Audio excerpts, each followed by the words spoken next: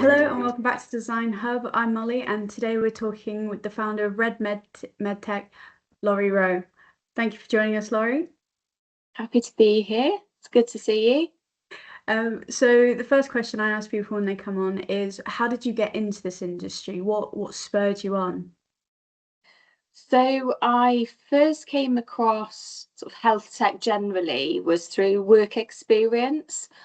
So when I was at school, I did a little week worth of work experience in the NHS and community care. And off the back of that, I thought this biomechanics is really interesting. And so that was kind of the first kind of inkling that I was interested in medtech. Then as I went on, it was at A levels and looking at universities. And some of those open days, they were doing finite analysis on modelling, basically stress modelling on implants. And I thought, wow, that's really interesting and really kind of impressive tech.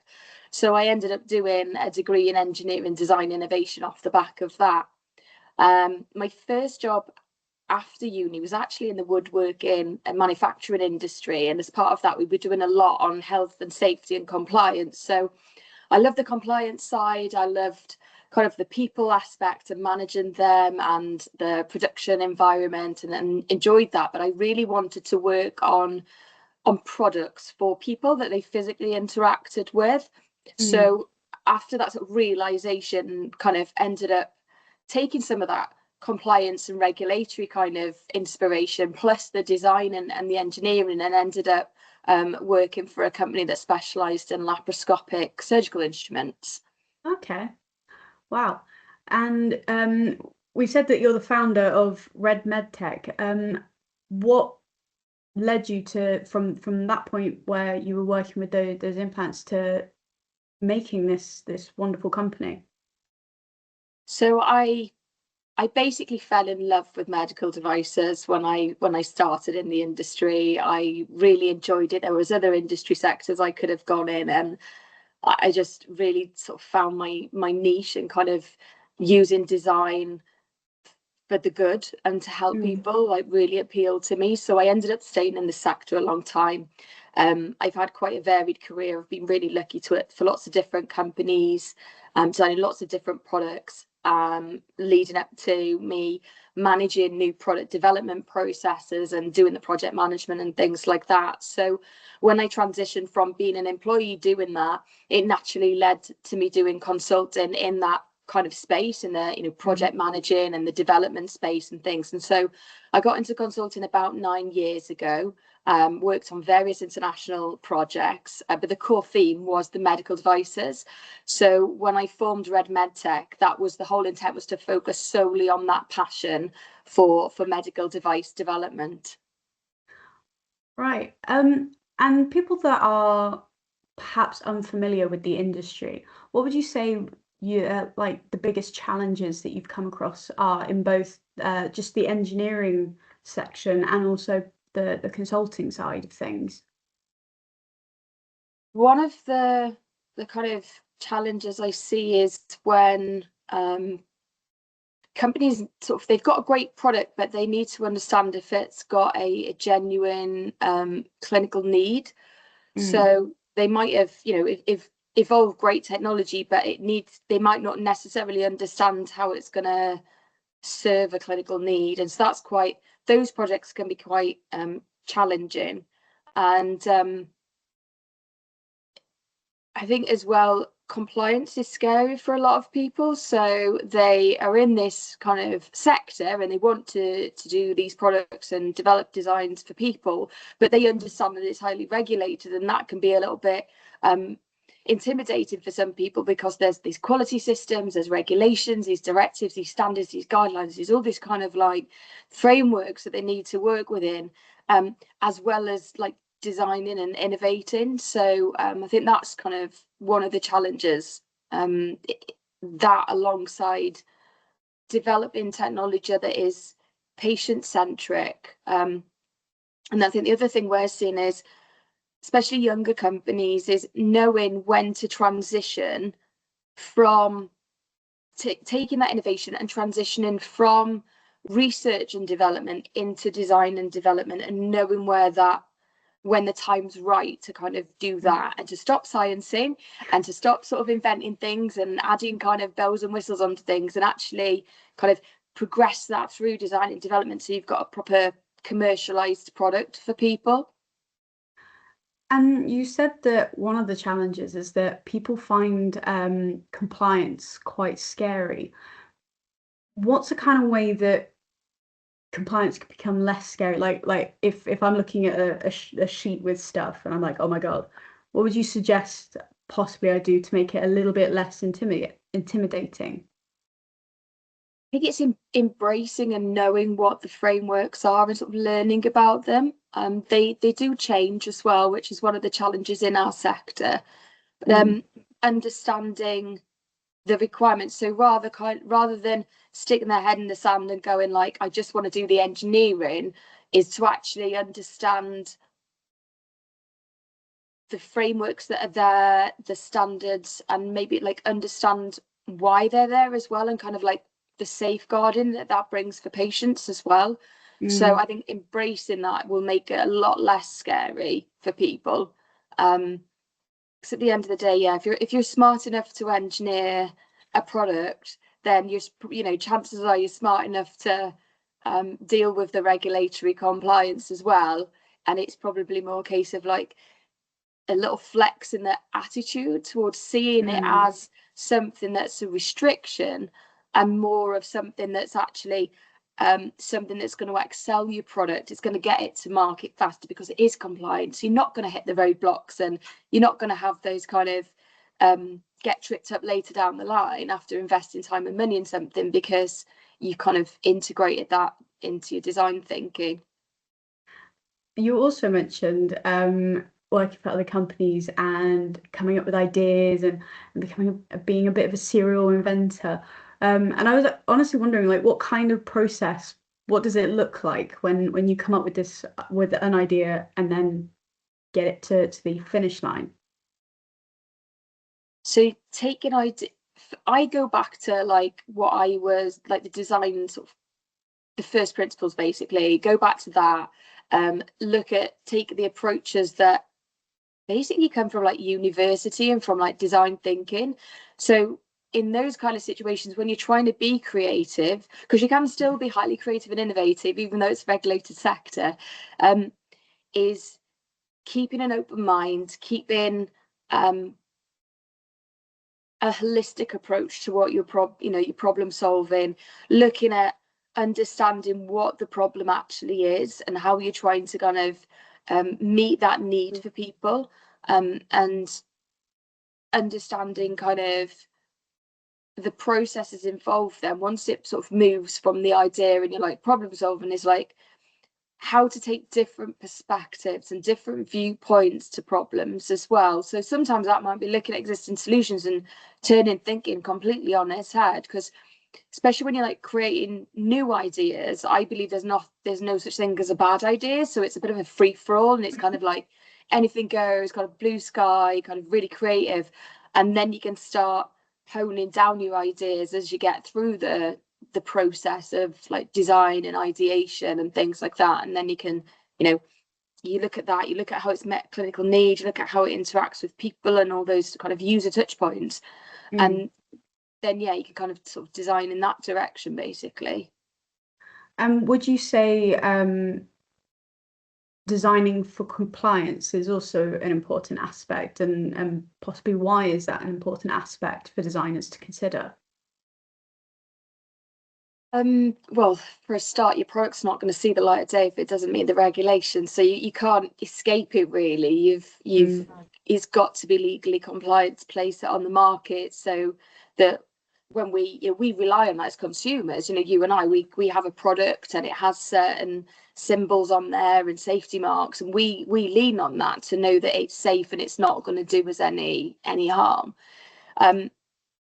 So integrating the design for compliance thing, it's similar lines of thinking of design for manufacture. So millions of years ago, when that was like a new concept, you didn't just design it, flip it over into production, they cry and have a headache and like then have challenges kind of breathing life into it and getting productionized. It's the same principle. is the rules and the guidelines and the regs and everything are there. So it's about embracing that and integrating that into your product design so that it's designed kind of right first time, sort of earlier on, rather than kind of like designing and engineering, because at that point you're investing a lot of time and a lot of money and a lot of energy into a solution, and then to have those kind of, it's kind of like roadblocks or hiccups kind of coming in afterwards later on, it's not efficient. So design for compliance means that your project's running more efficiently from the get-go, and it's much more likely then when it needs to go past the regulators or to be audited or whatever, it's much more likely to pass then. So it's efficient from a patient solution point of view, and from an investment point of view when it comes like from the commercial point of view of running a company. Right. And when I know that you've built something called design history files, technical files. What makes that process run smoothly and have it to be audit ready? Is that something that you have to get right possibly the first time so that down the road there's no hiccups? Yes and no. So what you've got with design development is you're going to have an iterative process. You're going to try new ideas. Some things are going to work, some things aren't. You might do some testing and you might fail that testing. So it's all about being like flexible and adaptable and how you manage that. And the key part of getting to develop a design development file or a technical file, there's different labels in different jurisdictions, but essentially your medical device file. Getting to that point, a lot of it is around your quality management system. So again, I talk about the framework. By following a good quality management system and having one of those in place, that within the heart of that, especially if you're developing products, should be a design development process. And so when we're doing these, we look to implement these processes that are robust, so that it makes it easier for design and development engineers to follow the processes and create the correct documentation from the outset. But bearing in mind that a quality management system needs to be right sized for the company, so that you're focused on the results appropriate for the business, and it's not just all about creating paperwork and being straitjacketed with rules and regulations. It's about developing compliant documents to go with your innovation, so the two kind of are harmonious, are kind of hand in hand. And so like your key parts of your activities then, which should be following your quality management system, you've got things like your design reviews and how they're done, and you're coordinating your team to analyze your design and challenge your product design solutions. You're going to have things like peer reviewing your documents, having different stakeholders within your team reviewing those, and things like internal audits. So we do that as well, where we're looking at how a company's approach design and development and their output so far, and preparing them for third-party audits. So we're kind of we do them internally first to make sure that they'll be complying with the requirements of their quality systems and their framework, as well as what have they actually come out with? Is that product like safe? Is it effective? Has it met the clinical need that it's meant to meet to help whatever condition that you're designing and engineering for? And you said any condition that you're engineering and designing for. Human factor and usability is quite a large part of all of this. So how do these kind of influence the safer and more effective regulations? I think when it comes to the device design. Yeah, so with like usability and human factors, I just think they're an integral part of what we're trying to do with the product design. We're designing for people by default, because we're designing a medical device. It's going to be used on a patient. But it's also then important to think, well, it's not just the patient. There could be lots of different users. with that product journey. There's going to be a lot of different touch points with different people, and so we're not just thinking about the patient when we're doing usability and human factors. We're thinking about the people that are involved in that product's life cycle, and I think it improves safety sort of inherently, because by being user-centric, you're ensuring that your design has a flow to it and it's feels intuitive to use. When something's intuitive, it's naturally going to be more safe, because you're not fighting against the way people operate, the tasks that people perform, the assumptions that they might make as part of their normal day-to-day practice. And so I think that's the safety elements, like, really important with usability. But I think also as well, it's like satisfaction. So having a design that's brings to the user a degree of satisfaction in using it, a bit of joy in using it, it's not just safe, then it's actually nice to use. So you're going beyond compliance at that point, and you're creating a stronger return on investment for your company that's making them, because people like using your products as well. And so you've got that element of human factors and user-centric design, kind of the benefit of that as well. And you just mentioned making something that you know brings people joy. In your career, is there a particular moment that stands out that brings you joy? Something like a project you've worked on, or anything really? Let me think. To be honest, every project that we work on has its challenge. So as a development engineer, solving that challenge is like a win for every project. So, you know, I get that kind of that rush and sort of satisfaction, and the client's happy, which is amazing as well. You know, that's kind of why we're in business, really, is to sort of help people and help the companies that are making these products as well, to help the patients. Specific instances, there was it was really early in my career. I was working, I designed an implant, and I was busy working away on the project, and the product manager had been out in the field after the product launch, came back, and he got a note, and the note was from a patient, and she'd written about how my implant had basically changed her life, like day to day, and the things that she could now do because she'd benefited from one of the implants I designed. So that was, to get that kind of lift early on, was really amazing. And yeah, in terms of achievements, well, with IG, so it goes without saying, I got my Cathbert trophy early on in my career as well, and that's on display in my office here every morning. I think what that stood for, getting that, was the recognition of doing something that has a tangible benefit to society. And so I think that motivates me every day to kind of do good, do something every day, do a good deed every day, kind of, you know, and have that impact as well. So yeah, I think there's a couple of that the hip implant probably would be the main example of a reminder of why I do what I do, because it's that, to help That others. sounds really sweet. And if you had to give a little piece of advice for a slightly younger engineer, or maybe a graduate, or just a young person in sixth form who is looking to get into the med tech world, what would you say to them? Go for it. Don't be scared. Don't be fearful of regulatory. It's not necessarily the easiest sector to work in, because it is regulated for a reason.